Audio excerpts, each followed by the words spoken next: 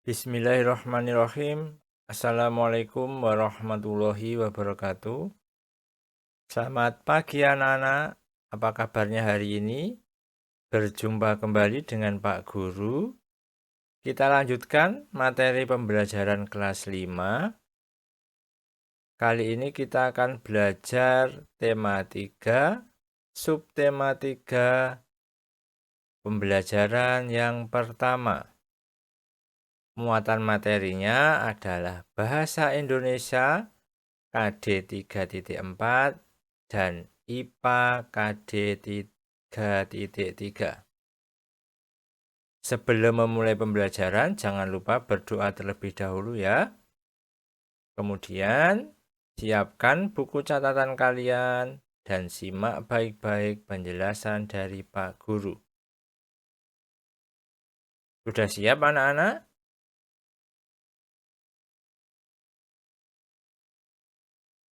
Materi yang pertama berkaitan dengan bahasa Indonesia KD 3.4. Kita akan mengulang sebentar mengenai iklan.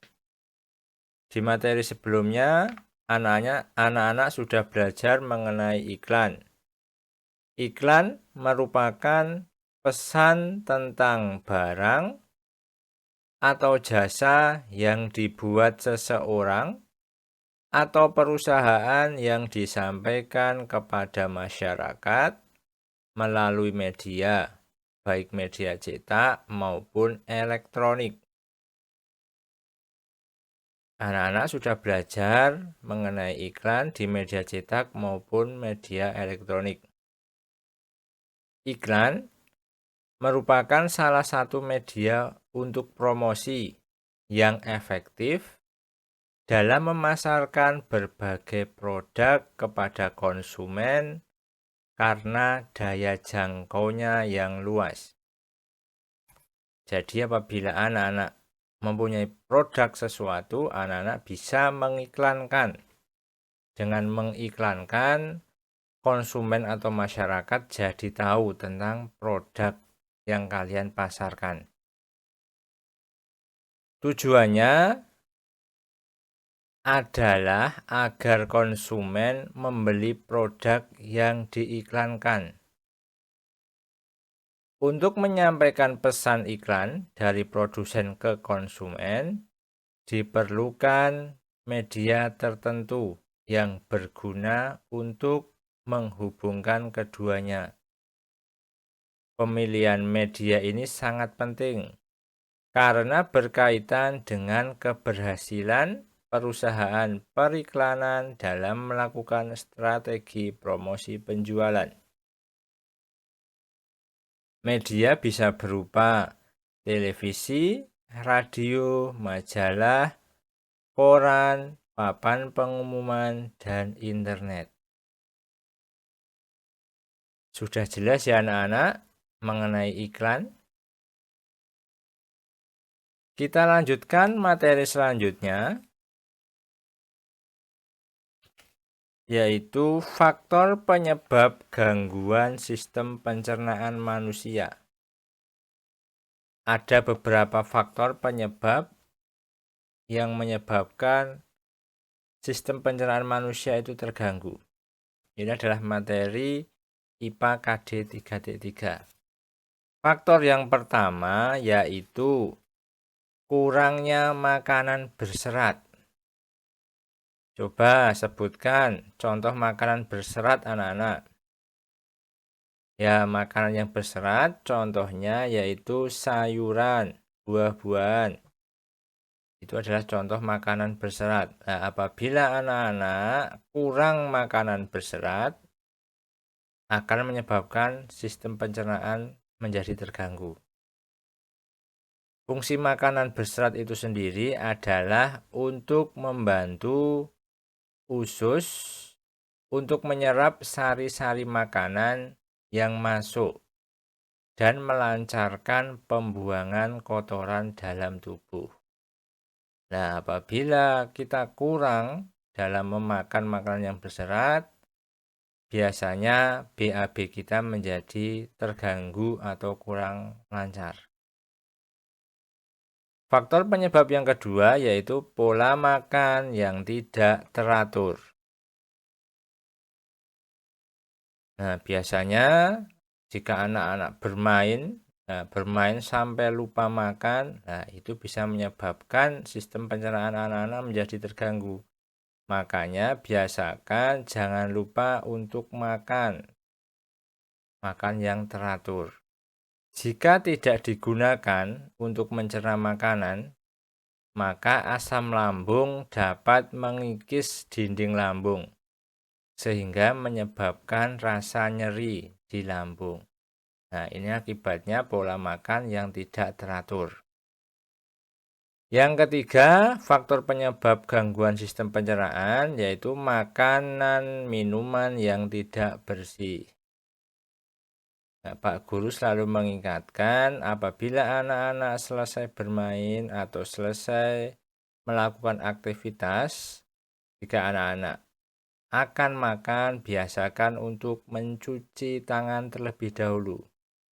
Lebih baik lagi mencuci tangan dengan sabun agar kuman dan bakteri yang ada di tangan itu hilang. Bakteri dan virus yang masuk melalui makanan dan minuman yang kurang bersih akan menginfeksi sistem pencernaan, sehingga dapat memunculkan penyakit diare atau kolera. Sampai sini jelas ya anak-anak, faktor penyebab gangguan sistem pencernaan pada manusia. Kita lanjutkan materi selanjutnya, yaitu pentingnya makanan bergizi bagi tubuh. Nah, anak-anak itu tidak hanya sembarang makan, tetapi harus memperhatikan gizi yang ada dalam setiap makanan. Makanan yang bergizi itu penting bagi tubuh, dikarenakan yang pertama, zat gizi sebagai sumber energi. Sebagai sumber energi, zat gizi bermanfaat untuk menggerakkan tubuh dan melakukan proses metabolisme. Zat gizi yang termasuk dalam golongan ini, maksudnya termasuk dalam sebagai sumber energi, adalah karbohidrat, lemak, dan protein. Contoh karbohidrat yaitu nasi, jagung, sagu, dan umbi-umbian. Ini adalah contoh makanan yang mengandung karbohidrat. Kemudian zat yang mengandung protein. Protein itu terbagi menjadi dua, protein nabati dan protein hewani. Contoh makanan yang berprotein nabati adalah kacang-kacangan, tahu, dan tempe. Sedangkan protein hewani itu bisa kita peroleh dari daging, telur, dan ikan. Sedangkan makanan yang zat gizi yang mengandung lemak, contohnya yaitu margarin, itu mengandung lemak nabati. Sedangkan lemak hewani contohnya adalah mentega. Nah, itu tadi adalah contoh zat gizi sebagai sumber energi. Pentingnya makanan bergizi yang kedua, karena zat gizi itu penting untuk pertumbuhan dan pembentukan sel.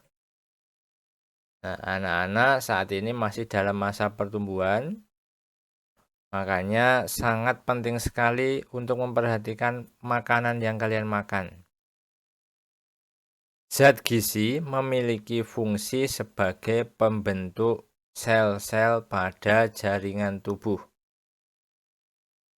Pertumbuhan tubuh akan terhambat apabila kita kekurangan zat gizi.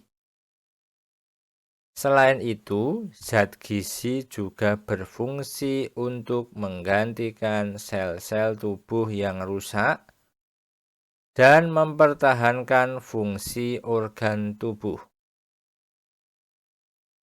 Nah, zat gizi yang berperan untuk pertumbuhan dan pembentukan sel yaitu protein, lemak, mineral, dan vitamin. Yang paling dominan yaitu protein. Protein itu penting untuk proses pertumbuhan tubuh. Jadi banyak makan yang berprotein. Yang ketiga, zat gizi itu penting sebagai pengatur proses di dalam tubuh. Nah, selain dua fungsi yang di awal sebagai sumber energi dan pertumbuhan dan pembentukan sel, zat gizi itu berguna untuk mengatur proses dalam tubuh, seperti proses pencernaan dan proses distribusi sari-sari makanan. Demikian anak-anak pembelajaran kita hari ini. Semoga anak-anak bisa paham dan mengerti. Jangan lupa untuk selalu belajar di rumah. Perbanyak membaca buku agar menambah wawasan dan pengetahuan anak-anak. Semoga pembelajaran hari ini bermanfaat. Jangan lupa untuk like, subscribe, dan sharing serta memberikan kritik, saran, dan komentar di kolom komentar. Terima kasih. Wassalamualaikum warahmatullahi wabarakatuh.